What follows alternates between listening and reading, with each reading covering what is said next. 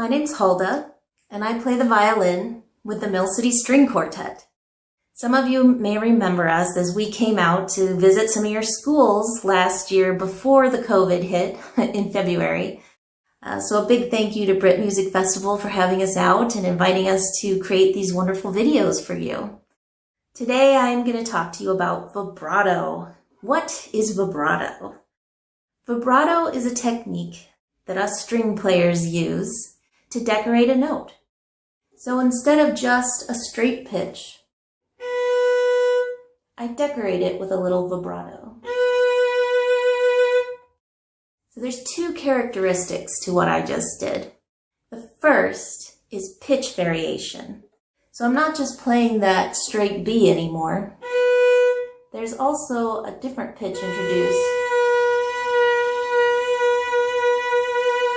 which brings me to the second main characteristic of vibrato, which is the speed at which you're changing that pitch. So it's a little faster usually, but it doesn't always have to be fast. There's two different kinds of vibrato that we generally use, which is faster and a little slower. So how do you know when to use what? Well, that depends on what music you're playing. If you're playing a classical piece, such as Mozart's Violin Concerto, you're going to want to use what we call a narrow, quick vibrato, like this. So it's really important that the speed is quick, and there is actually not very much pitch variation. So I'm just going to play a little bit of the opening of Mozart's Violin Concerto so you can get that kind of narrower classical style vibrato in your mind.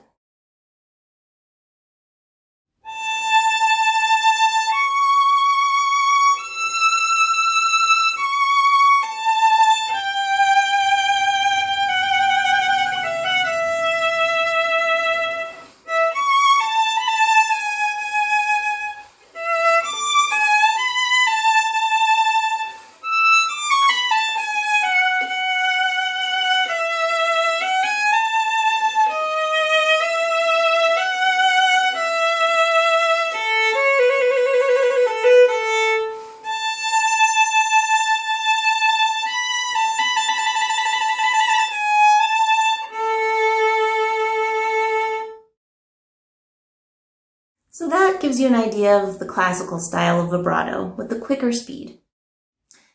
The next style of vibrato I wanted to tell you about is called romantic. So this moves a little further ahead in time because the romantic period is like early 1800s to 1910 or so.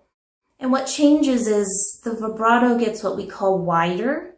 So the pitch variation is greater and also the speed slows down just a little bit. So instead of, it'd be a little slower,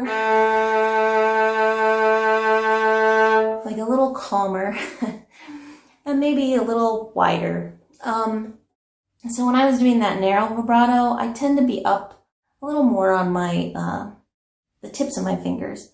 And when I do this fatter vibrato, wider vibrato, I like to be a little bit further back on the pad of my finger. It's a little meatier. It might be my favorite. So I was going to play a little example for you of one of my very favorite pieces called Chartist by Monty. And he wrote this in 1904, so he's right in our little romantic period. And you'll really get a feel of that wider romantic style.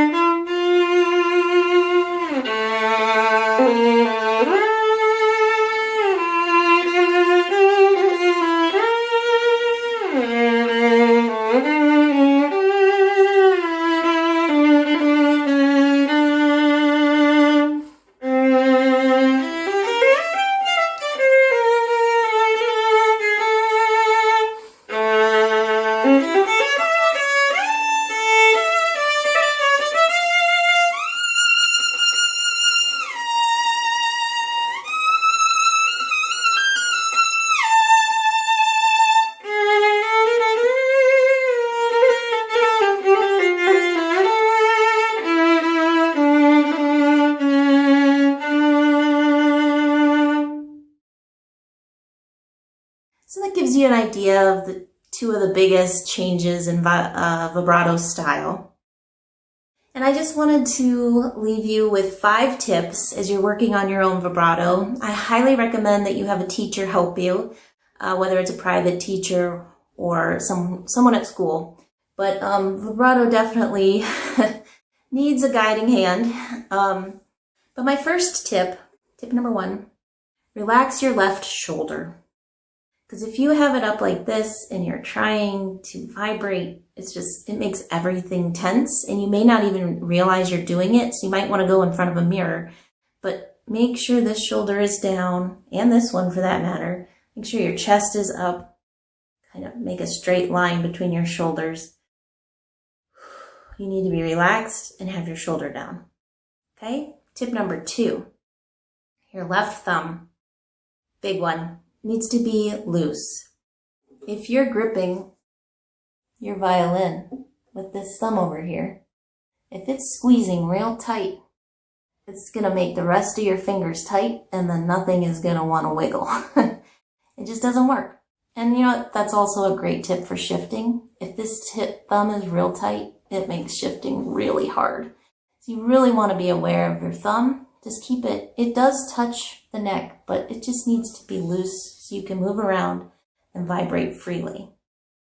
So tip number 3, when you're just starting, is maybe practice in 3rd position. What I like about this is that you can rest your heel of your palm against your violin while you're trying to figure out how to vibrate. And why I like that is sometimes I see when people are first learning, they're kind of all over the place. You know, if you can just anchor in, then you can focus on figuring out how you want to vibrate. And there's 2 kinds of vibrato. There's what we call wrist vibrato, where I'm just kind of wiggling my wrist. An arm vibrato, where I get more of my arm involved. So practicing up here in 3rd position is probably going to help your wrist vibrato more than arm. But see, it just kind of gives me somewhere to anchor so I can be thinking about how I want to vibrate. And I even turn on my metronome sometimes. And then you can pick a faster speed. And eventually, but I just think it helps give you somewhere to start. And then when you're ready to start experimenting with your arm vibrato, just go back to 1st.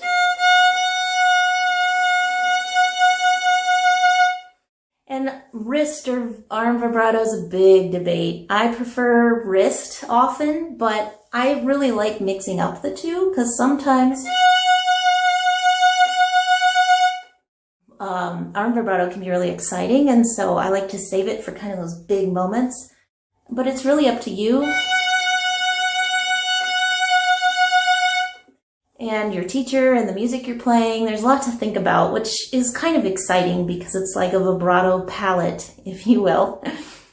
My 4th tip for you is make sure your vibrato still centers on the right pitch, the written pitch, what is in your music. So if there's a B in your music, I want to hear that it's a B. I don't want to hear, like, what is that? No. And I'm not sliding my finger around at all. It is on that B. And you want to make sure that your vibrato variation goes below your note, not above it. Because the human ear, it hears higher pitches before lower ones. That's just kind of the way we're wired. So if I vibrate above the note, it just sounds like it's out of tune, like I'm just sharp. But if I vibrate below the note, it still sounds like a B. So you want to make sure that you're going below, not above, if that makes sense. And then my 5th tip, this is a big pet peeve of mine, you need to have continuous vibrato. So what I mean is don't start a pitch, then vibrate it, then stop, then go to the next one, vibrate, stop. No, we want it to be continuous. So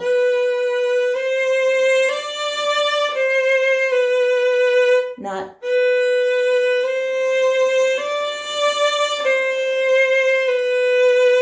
maybe that's an exercise you want to do as you're starting, but as a professional, you just want it to be one continuous, beautiful, lush sound. And I hear people at all age levels starting and stopping their vibrato, and it just doesn't sound as good to me. And also, if you're vibrating some notes and not others, that just sounds kind of odd.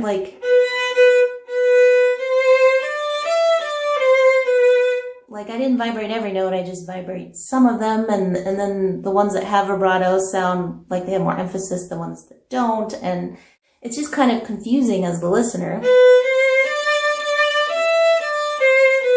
It's much better to... It gives the music and the melody this beautiful forward moving motion and decoration that I really love. Anyway, I hope you've learned a little bit more about vibrato today, and make sure you get a teacher to guide you. It's really a fantastic way to decorate your melodies, and I hope you enjoy it. Have a great day.